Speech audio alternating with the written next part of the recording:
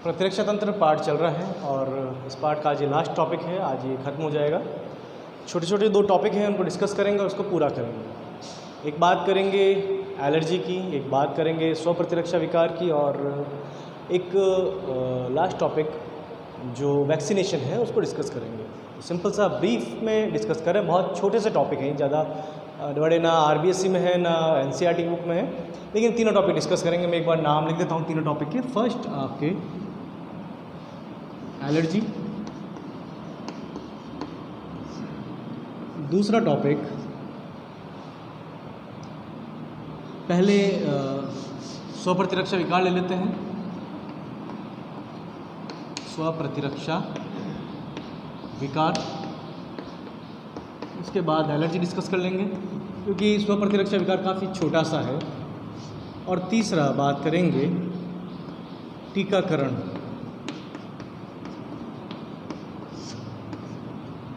Vaccination. अब बात करते हैं स्व प्रतिरक्षा विकार क्या है। स्व प्रतिरक्षा विकार प्रतिरक्षा का एक विकार है। सिंपल सी मैं आपको एक स्टोरी सुनाता हूँ, स्टोरी समझ लें, जोक समझ लें। एक बार एक आदमी था, बहुत पतला दुबला, बिल्कुल बहुत ज़्यादा पतला दुबला था। उसको आर्मी में जाना था, फ़ौज में भर्ती होना था उसको। अब कंडीशन ये थी कि वो जब भी जाता उसका रिजेक्शन हो जाता, फिर ट्राई करता रिजेक्शन हो जाता, फिर ट्राई करता रिजेक्शन।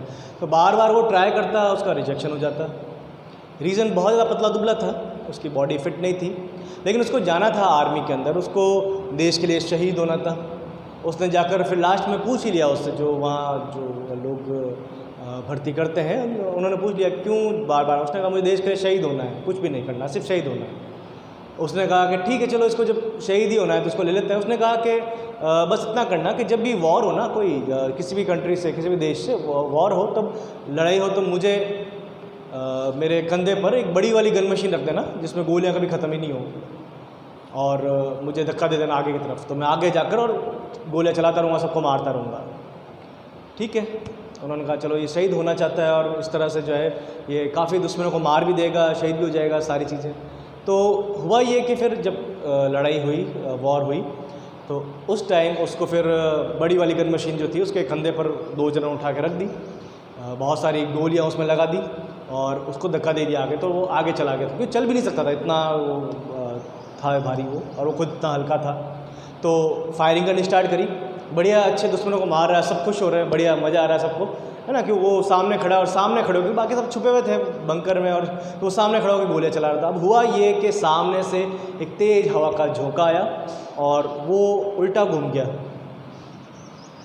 जब उल्टा घूमा, अब उसको सीधा कौन घुमाए, है ना। तो एक्चुअल में हुआ क्या, मारना किसको था, जो दुश्मन थे, दुश्मन देश के जो थे उनको मारना था। लेकिन कोई भी एक कारण, एनवायरमेंटल फैक्टर था, कोई भी एक पर्यावरणीय कारक था जिसके कारण वो उल्टा घूम गया, और वो अब अपने ही देश के जो सैनिक हैं, अपने ही साथियों पर गोली चला रहा है, उनको मार रहा है। गोलियां तो ख़त्म होनी नहीं, अनलिमिटेड नहीं है, लेकिन बहुत लंबी चेन है बुलेट की, तो वो गोलियां चलती रहेगी और वो अपने ही सैनिकों को मार रहा है। ये है स्व प्रतिरक्षा विकार। सिंपल सा स्व प्रतिरक्षा विकार में होता क्या है कि हमारा प्रतिरक्षा तंत्र स्व तथा पराय में, अपने तथा पराय में अंतर भूल जाता है। जैसा पहले सबसे पहले लेक्चर में बात की थी इसके, तो प्रतिरक्षा तंत्र को पता है अपनी कोशिकाएं कौन सी है, दूसरी पराई कोशिकाएं कौन सी है, किस तरह से उनको मारना है। लेकिन ये अपनी और पराई में अंतर भूल जाती है। अपनी और पराई में जब अंतर भूल रही है तो अपनी ही कोशिकाओं पर ये अटैक कर रही है, उनको मार रही है। इसको बोलते हैं स्व प्रतिरक्षा विकार। जैसे कई सारे एग्जाम्पल, जैसे कि रूमेटॉइड अर्थराइटिस, एक है क्रॉनिक ब्लड डिजीज़, एक है माइस्थेनिया ग्रेविस, तो मसल्स के हैं, बोन्स के हैं, ब्लड के हैं। हाशिमोटो डिजीज़ जो ग्लैंड का है, थाइमस ग्लैंड का है, जिसको सुसाइड ऑफ थायराइड भी बोलते हैं। तो ये कुछ ऑटो इम्यून डिजीज़ स्व प्रतिरक्षा विकार हैं। तो सिंपल सा मैंने बताया आपको, इतना सा ही है, इतना सा ध्यान रखना है। एलर्जी की बात करते हैं। एलर्जी के अंदर जो एंटीबॉडी बनती है, वो नाम आपको याद रखना बहुत इंपॉर्टेंट है। एलर्जी में जो बनने वाली एंटीबॉडी है वो है IgE। ठीक है, तो एक ही एलर्जी में एक ही एंटीबॉडी एलर्जी में बन रही है, जो है IgE। एलर्जी किसी को भी हो सकती है और किसी भी चीज़ से हो सकती है। जैसे स्वप्रतिरक्षा विकार की हमने बात करी थी, उसका कारण क्या होगा? इसका कारण एनवायरमेंटल फैक्टर हो सकता है, कोई भी एनवायरमेंटल फैक्टर हो सकता है, और जेनेटिक भी हो सकती है। इसका कोई पर्टिकुलर रीज़न नहीं है, कोई बैक्टीरिया वायरस नहीं है, कोई पर्टिकुलर रीज़न नहीं है। ये किसी को भी हो सकती है, कभी भी हो सकती है, किसी भी स्टेज में हो सकती है और लाइफ की, और जेनेटिक हो सकती है, एनवायरमेंटल हो सकती है। तो यहाँ पर एलर्जी किसी भी पर्सन को हो सकती है और किसी भी चीज़ से हो सकती है। तो परफ्यूम से हो सकती है, किसी पर्टिकुलर स्मेल से हो सकती है, खाने में बहुत सारी चीज़ें ऐसी हैं जिनसे एलर्जी हो सकती है, डस्ट पार्टिकल से, धूल से हो सकती है, फूलों के परागकणों से, किसी एक फूल से हो सकती है, परागकणों से हो सकती है, फल से हो सकती है, किसी भी चीज़ से एलर्जी हो सकती है। एलर्जी में होता क्या है? एलर्जी में हमारे शरीर के अंदर जब भी कोई पैथोजन एंटर करता है, वो पैथोजन या जो प्रतिजन है, जो सूक्ष्म जीव है जिसने एंटर किया है हमारे शरीर में, उसको मारने के लिए हमारा शरीर अब बेसोफिल और हिस्टामिन रिलीज़ करता है। मास्ट कोशिकाएं बेसोफिल तो अटैक करती है। बेसोफिल जो WBC का पार्ट है वो हिस्टामिन रिलीज़ करती है। हिस्टामिन के कारण हमें एलर्जी उत्पन्न होती है। हिस्टामिन वहाँ पर उनके साथ में मिलते हैं, उन पैथोजन के साथ में, उन रोगाणुओं के साथ में, और उत्पन्न करते हैं एलर्जी। अब इन्फ्लेमेटरी जो सूजन होती है, जो लाल कलर के धब्बे होते हैं, लाल कलर के निशान होते हैं, वो सारे इसके अंदर आ जाते हैं, इसी के कारण होते हैं। अब यहाँ पर एंटीहिस्टामिनिक इयोसिनोफिल, हमारा इयोसिनोफिल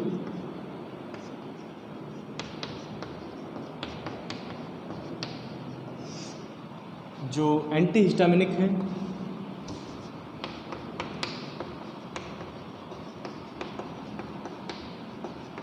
एंटीहिस्टामिन रिलीज़ करता है और ये एलर्जी के प्रभाव को कम करता है। तो अगर हमें भी एलर्जी के प्रभाव कम करना है तो प्रोस्टाग्लैंडिन्स, एंटीहिस्टामिन्स, ये सब लेने होंगे जिनसे एलर्जी के इफेक्ट्स कम हो जाते हैं। तो सिंपल सी कंडीशन है, हिस्टामिन रिलीज़ कर रहे हैं बेसोफिल और एंटीहिस्टामिन रिलीज़ कर रहे हैं इयोसिनोफिल। दोनों ही WBC का पार्ट है। जब हम बात करते हैं WBC की, तो WBC में ग्रेनुलोसाइट और एग्रेनुलोसाइट होते हैं। ग्रेनुलोसाइट के अंदर यानी कणिकामय और अकणिकामय, कणिकामय के अंदर आते हैं इयोसिनोफिल, बेसोफिल तथा न्यूट्रोफिल। इस तरह से यहाँ पर ये एलर्जी कंप्लीट हुआ। नेक्स्ट इसके अंदर जो लास्ट टॉपिक है टीकाकरण। सबसे पहले टीका बनाया था एडवर्ड जेनर ने, जिसको फादर ऑफ वैक्सीनेशन कहते हैं। लुईस पास्चर ने भी बनाए थे, एडवर्ड जेनर ने बनाए थे। हुआ ये था कि जहाँ एडवर्ड जेनर रहते थे वहाँ पर लोगों को काउपॉक्स होता था, तो उन्होंने काउपॉक्स में जो उनके फोड़े हो रहे थे उसी में से पस निकाल कर उनको ट्रीट करके और उनको हेल्दी जो मुर्गियाँ थी उनमें ट्रांसफ़र किया। उन मुर्गियों को उनके साथ गायों के साथ छोड़ा, लेकिन उनमें नहीं हुआ। फिर उन्होंने ह्यूमंस पे ट्राई किया। जो स्वस्थ गाय पालक थे उनको, क्योंकि एक्चुअल में गाय पालने वालों को काउपॉक्स हो रहा था, तो उन्हीं की बॉडी में से पस निकाला और उस पस को उन्होंने ट्रांसफ़र किया किसी हेल्दी पर्सन में, और वो हेल्दी पर्सन जब गायों के संपर्क में रहा तो उसके बाद में उनको काउपॉक्स नहीं हुआ। इस तरह से काउपॉक्स, स्मॉल पॉक्स और बाद में लुईस पास्चर ने रेबीज़ वगैरह के टीके बनाए। तो ये टीकाकरण। अब टीके में होता क्या है कि आप जो रोग उत्पन्न करने वाला जीवाणु या विषाणु है, जो सूक्ष्म जीव है, उसी को हमारे शरीर में उसकी मृत अवस्था में या तनुग्रस्त अवस्था में प्रवेश कराते हैं, जिससे कि वो हमारे शरीर में किसी तरह से वृद्धि नहीं करे। बस ध्यान ही रखना है कि वो एंटर कर रहा है शरीर में, लेकिन उसका नंबर इंक्रीज़ नहीं होना चाहिए, उसका नंबर नहीं बढ़ना चाहिए, ताकि हमारा शरीर उसको पहचान ले, उसको मार दे और हमारे शरीर के पास हमेशा के लिए मेमोरी कोशिकाएं, स्मृति कोशिकाओं का निर्माण हो जाए, स्मृति कोशिकाएं बना ले।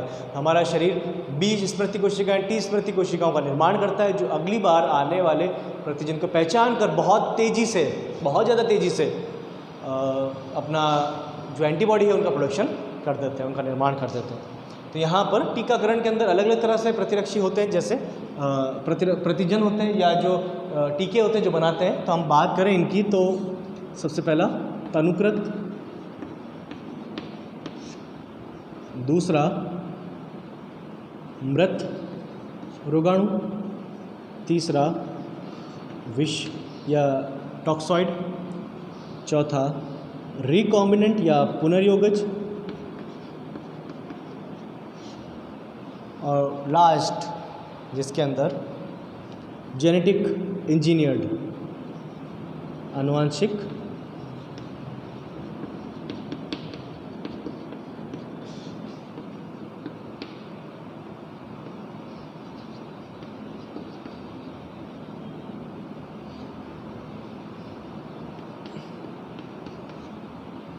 जेनेटिक इंजीनियरिंग से बनाया। अब होता क्या है, तनुकृत के अंदर कोई भी वायरस है, उस वायरस के अंदर एबिलिटी नहीं है रेप्लिकेशन की, लेकिन वो अपनी सेल के अंदर एंटर करने के बाद में अपनी सेल की मशीनरी यूज़ करके रेप्लिकेशन कर सकता है। इसमें क्या करते हैं, उस वायरस को ट्रांसफ़र कर देते हैं चिक एम्ब्रियो के अंदर, मुर्गी के बच्चों के मुर्गी के एम्ब्रियो में, और वहाँ पर कई जनरेशन तक उसको चलाते हैं, कई जनरेशन तक उसको वहाँ पर वृद्धि करवाते हैं, और उसके बाद में उसके अंदर रेप्लिकेशन की एबिलिटी, मतलब सेल यूकैरियोटिक सेल के अंदर होने के बाद भी उसमें रेप्लिकेशन की एबिलिटी खत्म हो जाती है। रेप्लिकेशन यानी अपनी कॉपी बनाना, अपने आनुवंशिक पदार्थ की, अपने डीएनए की कॉपी बनाने की जो क्षमता वो खत्म हो जाती है। फिर उसको ट्रांसफ़र करते हैं ह्यूमन के अंदर, तो हमारे शरीर में भी कॉपी नहीं बनाता है, हमारा शरीर उसको सरलता से मार देता है, और हमारे शरीर को ये पता चल जाता है कि अगली बार उसको किस तरह से मारना है। मृत की अगर बात करें तो मृत जो भी, जैसे फॉर्मेल्डिहाइड का नाम सुना होगा, तो बैक्टीरिया वगैरह है उनको फॉर्मेल्डिहाइड से ट्रीट करते हैं जिससे मर जाए, बस उनका प्रोटीन सुरक्षित रहना चाहिए। प्रोटीन को ही हमारा शरीर पहचानता है, फिर इनको शरीर में ट्रांसफ़र करेंगे, हमारा शरीर उन प्रोटीन को पहचानेगा, प्रोटीन को पहचानने के बाद में उनको किल कर देगा और अगली बार के लिए स्मृति कोशिका बन जाएगी। विष में जो रोगाणु हैं ये अपना जो विष बनाते हैं, उस विष को हमारा शरीर पहचानेगा और उस विष के को वैसे तो ख़त्म कर देगा और अगली बार के लिए भी वही स्मृति कोशिका बना लेगा। तो प्रोसेस सेम है, लेकिन किस कंडीशन में डाल रहे हैं, क्या डाल रहे हैं, वो बात आ रही है इसके अंदर। पुनर्योगज, पुनर्योगज आपको तब समझ में आएगा, जेनेटिक इंजीनियर तब समझ में आएगा जब आपने बायोटेक पढ़ रखी होगी। अगर बायोटेक नहीं पढ़ी है तो ये समझाना और समझना वेस्ट है, बेवकूफ़ी है, बहुत मुश्किल है। या तो फिर मैं पूरा बायोटेक का समझाऊँ तो समझ में आएगा, नहीं तो अगर पढ़ रखी तो ठीक है। एक्चुअली में पुनर्योगज में क्या होता है, पुनर्योगज का मतलब होता है आपने एक बैक्टीरिया लिया, 2 कोशिकाएँ ली, इस कोशिका का डीएनए लिया, इस कोशिका का जो कवर है वो लिया, दोनों को मिक्स कर दिया, ऐसा हो सकता है, या इसके डीएनए का एक छोटा हिस्सा इसके डीएनए में ट्रांसफ़र कर दिया, ऐसा हो सकता है। तो इस तरह से जो है अपन पुनर्योगज करते हैं। अगर आपको समझ में आए तो ठीक है, जो मैंने शॉर्ट में बताया बिल्कुल, ये बायोटेक में पढ़ते हैं डिटेल के अंदर। तो इस तरह से पुनर्योगज बनाते हैं जिसमें सिर्फ प्रोटीन का यूज़ करते हैं, वो प्रोटीन यूज़ करेंगे जिसको शरीर आइडेंटिफाई करेगा। कई बार क्या होता है, बैक्टीरिया में से डिजीज़ कॉज करने वाला जीन हटा देते हैं, फिर उसको ट्रांसफ़र कर देते हैं, तो ये भी पुनर्योगज है। जेनेटिक इंजीनियर आप एक बड़े लेवल पर उसका प्रोडक्शन कर रहे हो, बड़े लेवल पर आपने बायोटेक्नोलॉजी से पुनर्योगज बनाए हैं और उसका बड़े लेवल पर प्रोडक्शन कर रहे हो, ठीक है, तो वो कहलाता है आनुवांशिक इंजीनियरिंग। इस तरह से यहाँ पर प्रतिरक्षा तंत्र का चैप्टर कंप्लीट हुआ।